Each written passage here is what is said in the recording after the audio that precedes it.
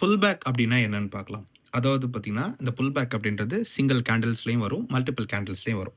இப்போ எக்ஸாம்பிள் இந்த ஃபர்ஸ்ட் கேண்டில்ல ஹைய வந்து ஒரு கேண்டில் பிரேக் பண்ணியிருக்கு. அகெயின் இந்த கேண்டில்ட லோவ வந்து இன்னொரு கேண்டில் பிரேக் பண்ணியிருக்கு.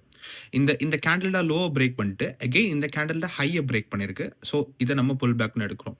இப்போ புல் பேக் அப்படின்றது ஒரு அப் ட்ரெண்ட்லயோ, டவுன் ட்ரெண்ட்லயோ போகக்கூடிய ஒரு ரீட்ரேஸ்மெண்ட்ட தான் நம்ம புல் பேக் அப்படின்ட்டு எடுப்போம். ஸோ இன்னும் கிளியரா பார்க்கணும் அப்படின்னு பார்த்தீங்கன்னு சொன்னா, இந்த கேண்டில்ல லோ பிரைஸ இந்த கேண்டில் எடுத்திருக்கு. இந்த கேண்டில்ல லோவ இந்த கேண்டில் எடுத்திருக்கு. இந்த கேண்டில்ல லோவ யாரும் எடுக்கல. ஸோ இந்த கேண்டில் ஹைய வந்து இந்த கேண்டில் எடுத்திருக்கு. அகைன் இந்த கேண்டில்ல ஹைய எடுத்திருக்கு. ஸோ இந்த கேண்டில்ல ஹைய இந்த கேண்டில்ல லோவ வந்து இந்த கேண்டில் எடுத்திருக்கு. ஸோ இத நீங்க பார்த்தீங்கன்னு சொன்னா, ஒரு ரீட்ரேஸ்மெண்ட் அதாவது செல்லிங் பிரைஸ் வந்திருக்கு. அகைன் வந்து இந்த மார்க்கெட்ட வந்து டிஸ்ட்ராக்ட் பண்றதுக்காக 2 பேர் வந்திருக்காங்க. அந்த அந்த கேண்டில் அந்த கேண்டில்ட்ட பவர் இல்லாதனால மார்க்கெட் வந்து கீழ வந்திருக்கு. ஸோ இந்த மாதிரியான டவுன் ட்ரெண்ட் பொசிஷன நீங்க பார்க்குறீங்கன்னா, இதுதான் புல் பேக்.